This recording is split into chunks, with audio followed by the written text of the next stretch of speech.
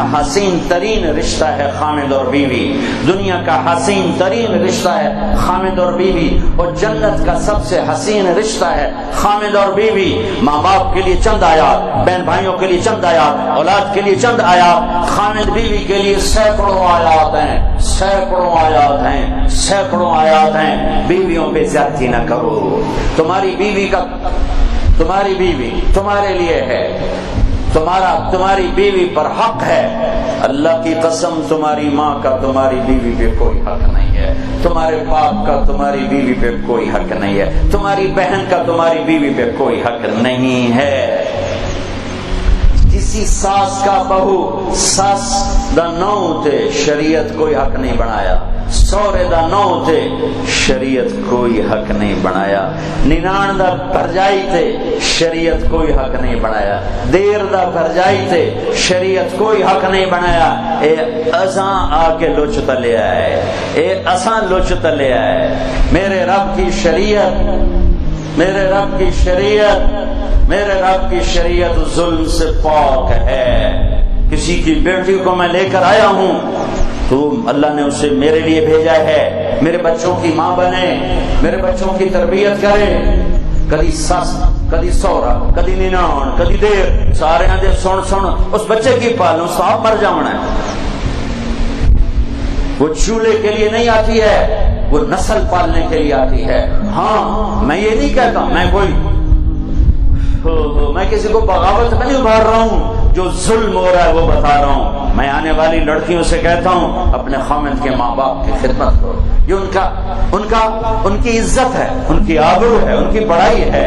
لیکن میں سسرال سے کہتا ہوں کہ اس پر حق نہ جتلاؤ، اس پر حق نہ جتلاؤ، اپنی بیویوں کو حسن سلوک سے زندہ رکھو۔ میرے نبی نے آخری خطبے میں بیویوں کا حق بتایا، بہن بھائی کا نہیں بتایا، ماں باپ کا نہیں بتایا، دادے دادی نانے نانی دا نہیں دسیا، صرف بیویاں دا حق دسیا، صرف بیویوں کا حق بتایا۔ استوصوا بالنساء خیرا، اپنی بیویوں کے ساتھ تمہیں اچھے سلوک کا کہہ رہا ہوں، کیونکہ بیوی کے روپ میں کہیں بیویاں بھی ظالم نکلتی ہیں، کہیں عورتوں نے گھر اجاڑ دیے۔ کوئی ایسی بات نہیں ہے کہ ادھر رابعہ بصری بیٹھی ہوئی ہیں، ادھر بھی کئی شتوں بڑے آ جاندے ہیں۔ کئی عورتوں نے اپنے گھر خود برباد کر دیے، شادی کے بعد بھی اپنے ماں پیو دی منی جاندیاں، نہ خامن دی منیاں نہ مادے نال دل لیندیاں، تو ان کے گھر ٹوٹ گئے۔ کچھ اپنی بد زبانی کی وجہ سے انہوں نے اپنے گھر توڑ دیے۔ لیکن بھائیو 90-95% خامد اور سسرال کا ظلم ہے جو گھروں کو برباد کر رہا ہے۔ اللہ رسول کا واسطہ دیتا ہوں، اپنے نبی کی شریعت پڑھ، اپنے نبی کی زندگی پڑھو کہ بیویوں سے کیا سلوک کیا۔ اماں عائشہ کو لقمے بنا کے کھلاتے تھے، لقمے بنا کے کھلاتے۔ 9 بیویاں زندہ ہیں، اپنے کپڑے خود دھوتے تھے، اپنے کپڑے خود دھوتے تھے۔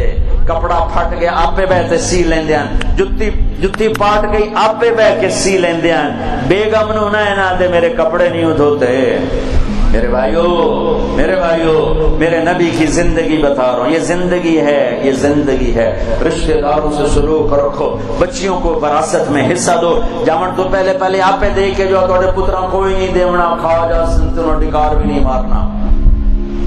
اپنی زندگی میں اپنی بچیوں کو حصہ دے کے، اگر ہے نہیں تو چلو ٹھیک ہے اللہ وارث۔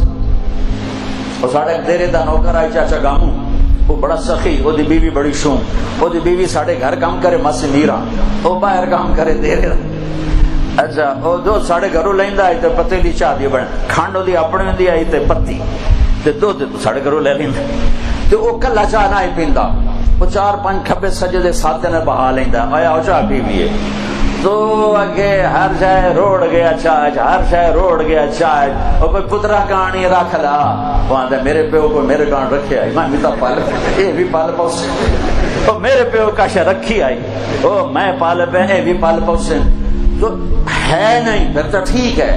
اور اگر والدین کے پاس کوئی جائیداد ہے، اپنی بیٹیوں کو دے کے مرو ورنہ کھا جائیں گے بھائی۔